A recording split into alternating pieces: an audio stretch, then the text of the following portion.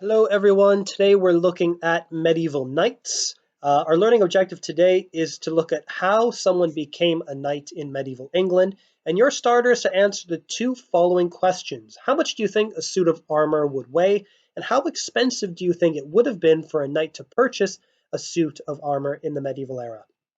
So let's put down our title, our learning objective, and our starter, answering those two questions, taking a guess, and we'll take those up momentarily. So pause the video now, title, LO, and starter, and resume playing when you're ready to take up the starter.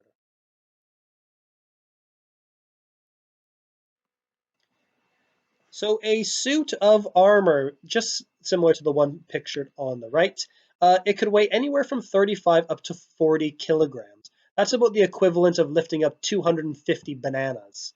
And it would cost approximately 100,000 pounds in today's money. So not something very light to wear or very cheap to purchase.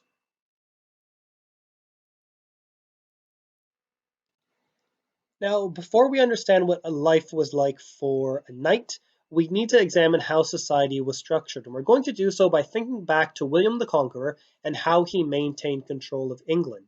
So we'll go ahead and pause the video now and have a think of the four different ways that William was able to maintain control. Once you've had a think of those, resume playing the video and we'll take them up together. So you've had a chance to think of the four ways that William maintained control. You might have flipped back in your notes to have a look at our note about William the Conqueror. But we need to know the first thing he did was build Motte and Bailey castles. These were castles made out of wood. They were really quick to build, really easy to defend, and they helped him to maintain control over local areas.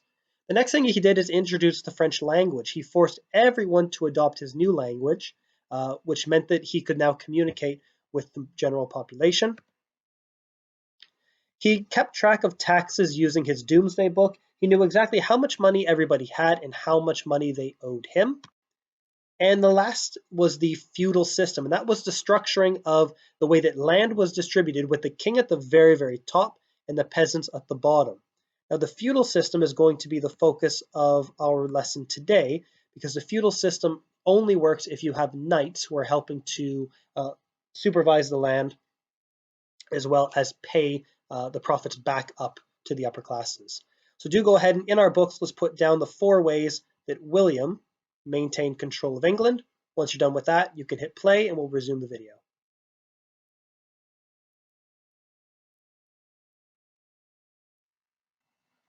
So what we're going to do now is create a feudal system diagram. What you'll need to do is draw a triangle in your exercise books about half a page in size. That should give you enough room to put all the information that we need. Now, at the very top of our triangle, we need to have the king. And what the king is going to do is lend land over to the barons. So we have the king who owns absolutely everything. They're going to lend some of that land to the barons. The barons are the second most elite class in society. Now, the barons don't need all that land. So what they're going to do is lend out some of that land to the knights. Now, the knights, they don't need all that land as well. The knights need food and money. So what the knights will do is lend out their land to the peasants. Now, if we go to the other side of our feudal system diagram, the peasants are going to pay for the land with labor and with food. So they'll grow crops, they will harvest crops, the peasants will keep some of it for themselves, they'll give the rest to the knights who will then sell it in the markets. The knights will then take some of the money that they've earned selling the food, and they will pay rent for the land, and they will also fight for the barons if they're asked to do so. Now, the barons will take some of the profits that were accumulated from the knights, they will pay for that land, and they will also offer knights to fight for the king if he needs them. So just to show how this sort of works, if we have a field, which we can see on the left-hand side of the screen here, the king owns all of this field. It all belongs to him.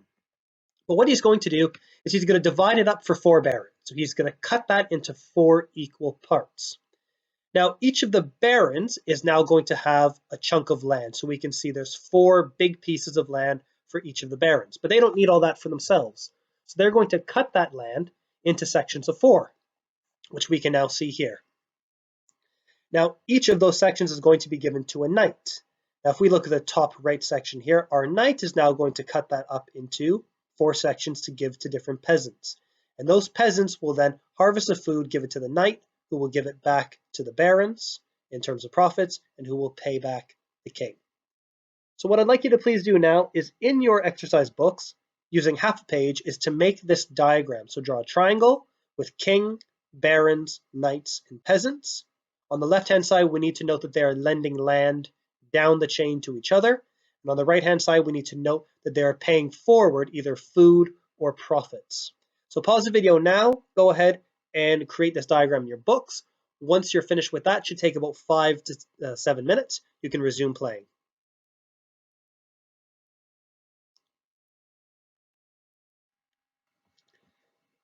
On the right-hand side, we can see another feudal system diagram. Of course, we have the king at the top, we have the barons, we have the knights in the middle, and we have the peasants at the bottom.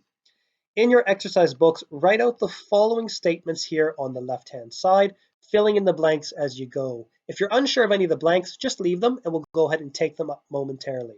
So pause the video now, complete the word fill in your books, and when we're all done with that, resume playing and we'll take it up together.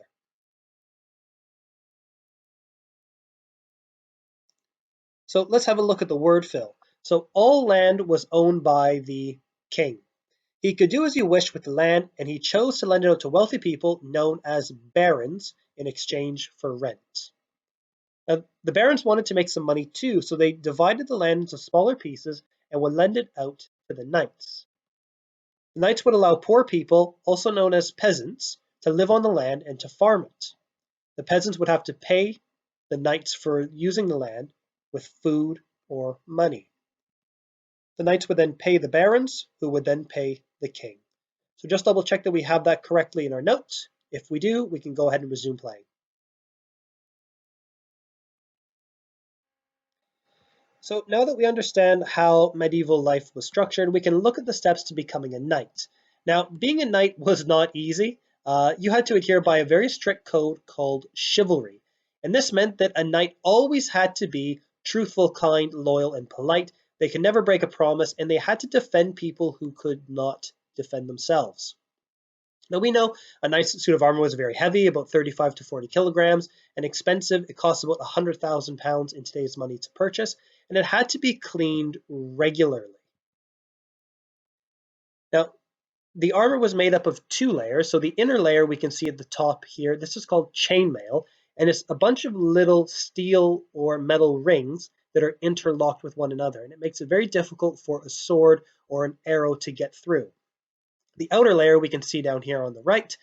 This would be made of plated steel armor, and it would almost be custom made to the knight's dimensions, which is why it was so expensive.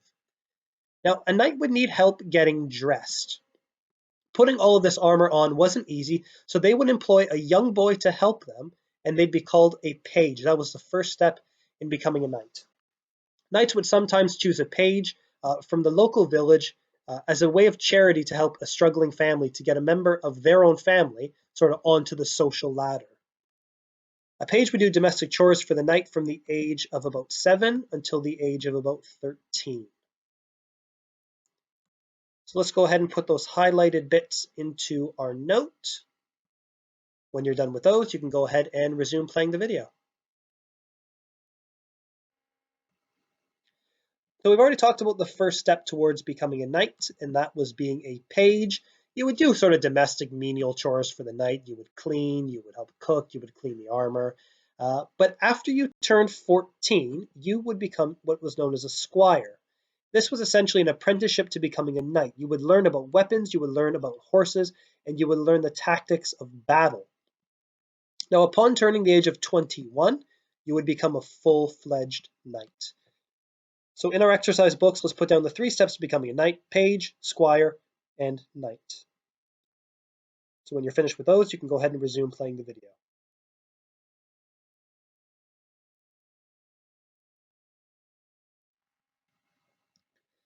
Now, we've already alluded to this previously as to how knights earned a living. The first way that they did this was lending land to the peasants for a profit. They'd be provided with food that was harvested from the land, and they would sell that in markets for a profit. They also helped to maintain law and order at the local level. They would often resolve disputes between regular citizens. They would serve in war if asked by their king, And they would also travel around the country performing in tournaments. So in our notes, let's put down the 4 ways that knights would earn a living. When you're finished with that, you can go ahead and resume the video.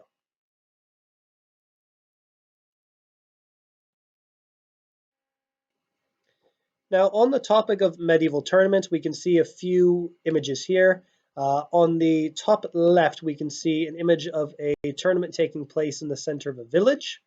So we can see there's different activities going on. There's horse racing, there's jousting, and there's also some judges at a table here who are going to be awarding points and a score.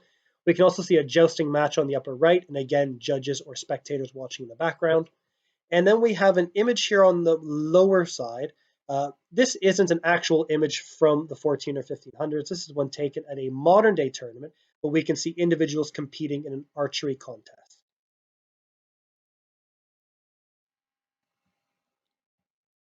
So a few key points about tournaments. A tournament was a chance for a knight to show off their military skills and a little bit of a chance to show off some of their power and their status in society.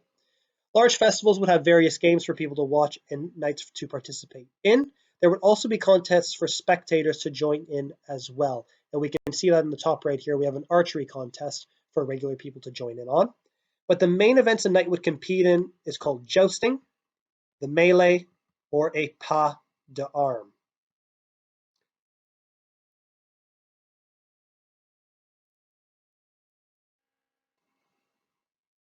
So in our notes, we're going to define jousting, melee, and pas d'armes. We'll pause the video now, have a look at the definitions there in red beneath, see if you can match any up on your own. When you're ready, you can go ahead and resume playing the video and we'll take them up together. So you've had a chance to think about these 3 definitions. Let's have a look at jousting. So jousting is when 2 knights would charge towards one another on horseback with long wooden poles called a lance, attempting to knock each other off of their horses. The reason they used wooden lances rather than a steel lance is they were designed to shatter and break, so they would not severely injure the knights who were participating. If you use steel, it would probably go right through the armor and impale them, but using a wooden lance, it would actually shatter before it caused too much damage. The melee, this is a team event for knights fighting on horseback in a field. This was quite dangerous, and even though there were rules, sometimes knights were quite seriously injured participating in the melee. And a pas d'armes. This is where a knight would issue a proclamation to challenge and take on any person who was willing to fight. The winner would take home a large cash prize. So in our notes, let's go ahead and note down these 3 definitions for jousting, melee, and pas d'armes. When you're finished, you can resume the video.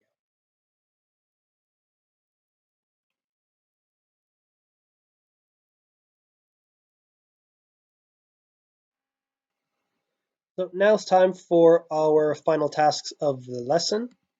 So the first task is to draw a sketch of a knight's suit of armor and label the key components. So using the image on our right, we can see where the helmet, the breastplate, chainmail is. We see the shield visor and the sword. We're not all artists, so a stick man is more than fine, but just make sure that the location of each item of the suit of armor is labeled clearly. You can then move on to task 2, which is creating a poster in your books to advertise a medieval tournament. Now your poster should be about half a page in size, and it must advertise a specific event. So you'll need to either advertise the melee, the pas d'armes, or jousting. Now your advert should be fully colored with pictures to show the events.